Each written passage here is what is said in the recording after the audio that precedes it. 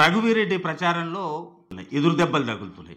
Nalgonda constituency Komatireddy Venkatareddy రాజకీయాలతోటి ఇక్కడ నేరుగా ప్రచారం చేయలేకపోయిండు, కనీసం ఆఫీస్ తీసుకోలేకపోయిండు, ప్రెస్ మీట్ పెట్టుకోలేకపోయిండు. ఇక్కడ ప్రచారం కూడా లేదు. ఇక్కడ నల్గొండ కాన్స్టిట్యున్సీలో బీజేపీ అనూహ్యంగా పెరుగుతున్నది.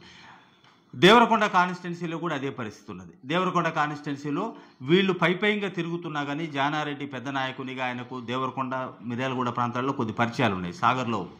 సాగర్ మధ్య అటు ఇటుగా ఉంటాయి కాబట్టి. సో దేవరకొండలో కూడా అనూహ్యంగా బీజేపీ పెరుగుతున్నది. ఈయన ప్రచారం అక్కడక్కడ కొన్ని ప్యాకెట్స్కే పరిమితం కావడం వల్ల, కొంతమందినే కలవడం వల్ల అక్కడ దెబ్బతినే అవకాశం ఉంది. సాగర్లో ఎట్లా 50% ఉన్నది. తర్వాత మిర్యాలగూడలో బిఎల్ఆర్ ఎమ్మెల్యేని మొదటి నుంచి వీళ్ళు వ్యతిరేకిస్తున్నారు. బిఎల్ఆర్కు టికెట్ రాకుండా కూడా అడ్డుకున్నది జానారెడ్డి ఫ్యామిలీని. అప్పుడు బిఎల్ఆర్కి టికెట్ రాకుండా రఘువీర్ రెడ్డి పోటీ చేయాలనే ప్రయత్నాలు చేశారు. చివరి వరకు అదే జరిగింది. లాస్ట్కు రఘువీర్ అయితే గెలవడు, బిఎల్ఆర్ అయితే గెలుస్తాడు, అవసరం ఇప్పుడు కాంగ్రెస్ ప్రభుత్వం రావడం అని కాంగ్రెస్ అధిష్టానం భావించి బిఎల్ఆర్కి ఇచ్చిండ్రు. బిఎల్ఆర్ ఎమ్మెల్యే గెలిచారు. కానీ జానారెడ్డి ఫ్యామిలీ బిఎల్ఆర్ని ఎమ్మెల్యేగా గుర్తించడం లేదు. ఆ కాన్స్టిట్యున్సీలో వీళ్ళు రాజకీయాలు చేస్తున్నారు. దాంతో అక్కడ ఎమ్మెల్యే కూడా కోపం మీద ఉన్నాడు, ఎమ్మెల్యే క్యాడర్ కోపం మీద ఉన్నాడు. నిన్న మన తిరునగర్ భార్గవ్ విషయంలో కూడా ఇది జరిగింది. అక్కడ కార్యకర్తలు ఆగ్రహంతో ఉన్నారు. మిర్యాలగూడలో కాంగ్రెస్ పార్టీకి బొక్కబడే అవకాశమే ఉంది.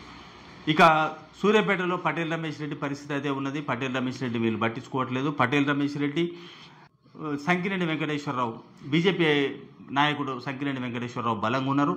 బీఆర్ఎస్ నాయకుడు జగదీశ్వర్ రెడ్డి ఉండనే ఉన్నాడు. వీళ్ళంతా ఒక లోపాయకాడ అండర్స్టాండింగ్లో బీజేపీ అభ్యర్థికే సపోర్ట్ చేస్తున్నారు. ఒక్క రామిరెడ్డి దామోదర్ రెడ్డి మాత్రమే అక్కడ కాంగ్రెస్ పార్టీకి సపోర్ట్ చేస్తున్నారు. సూర్యాపేటలో వెనకబడే అవకాశం ఉంది కాంగ్రెస్ పార్టీ. తర్వాత హుజూర్ నగర్ శానంపూడి సైదిరెడ్డి పనిచేసిందే. శానంపూడి సైదిరెడ్డికి ఓటు బ్యాంకు ఉన్నది. ఇప్పుడు ఆ బీఆర్ఎస్ ఓటు బ్యాంకు కూడా శానంపూడి సైదిరెడ్డి వెంటనే వస్తున్నది. కోదాడలో కూడా ఆయనకు మంచి పట్టున్నది.